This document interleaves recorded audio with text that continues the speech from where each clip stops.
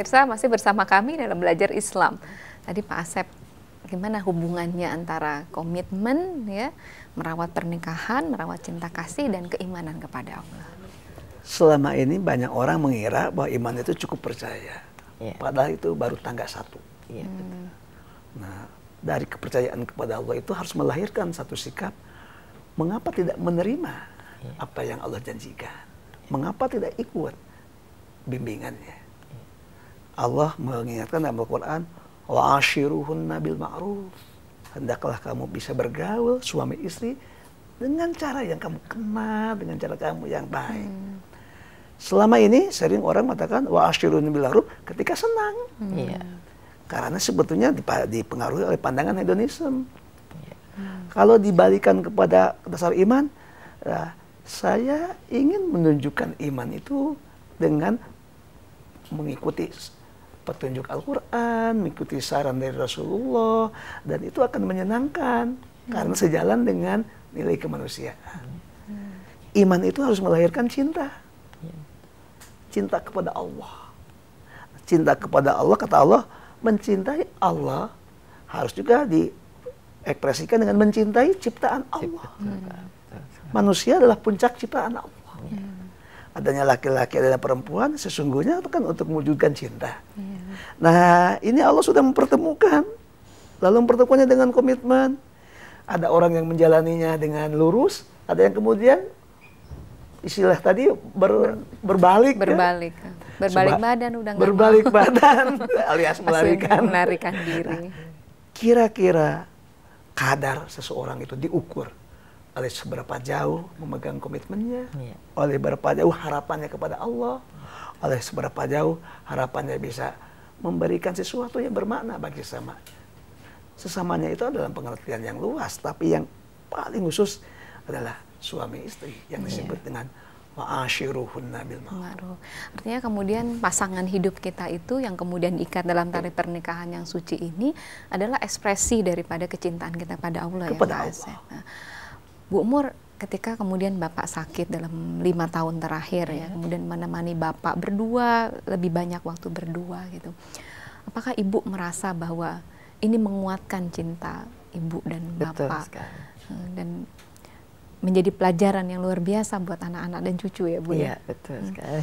Kira-kira kalau misalnya ini obrolannya apa Bu? Gitu berdua. Ingin tahu aja. Pengen tahu. Ya macam-macam sih, saya masih mau menceritakan anak-anak mengenai keadaan ibu saya sudah 87 tahun. Masih ada ya? Masih Ibu ada. ya? Ibu juga sudah stroke, sudah tidak bisa bangun dari tempat tidur. Jadi saya ajak Bapak juga ke sana menengok ibu.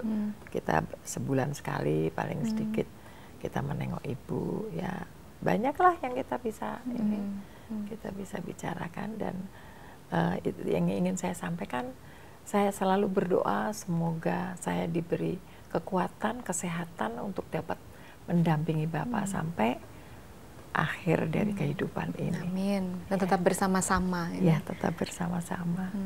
Jadi yang jarang sekali ya Pak Asep ya, kemudian sampai ini menjadi hal yang langka Bu. Makanya kemudian misalnya kisahnya Pak Habibie dengan Ibu Ainun kan menjadi fenomenal sekali karena kemudian sampai maut memisahkan, dan karena pada zaman modern ini sudah susah ya Pak Asep ya. Karena terpaan hedonisme dan materialisme. Saat kita mau menghidupkan kembali, dan apa yang Ibu alami dengan Bapak ini sebetulnya menjadi energi yang memberikan penguatan bagi Bapak dan Ibu dan Bapak, tapi sekaligus juga pembelajaran bagi yang lebih muda.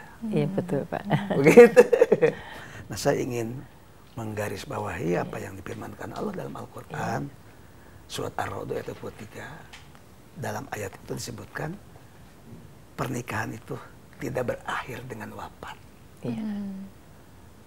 Pernikahan itu hingga keduanya masuk ke dalam surga. Jadi betul-betul ada cinta abadi ya Pak ya? Jannatu adnin yadkhulunaha wa man sholaha min abaihim wa azwajihim wa dzurriyyatihim. Surga Aden adalah tempat yang akan dimasuki oleh seseorang bersama ayahandanya, bersama ibundanya, bersama istri. Apa artinya bersama istri? Pernikahan itu tidak berakhir di dunia, tapi bersama-sama sampai pada titiknya itu memang titik pengabdian, titik pelayanan, titik kebersamaan sampai wafat.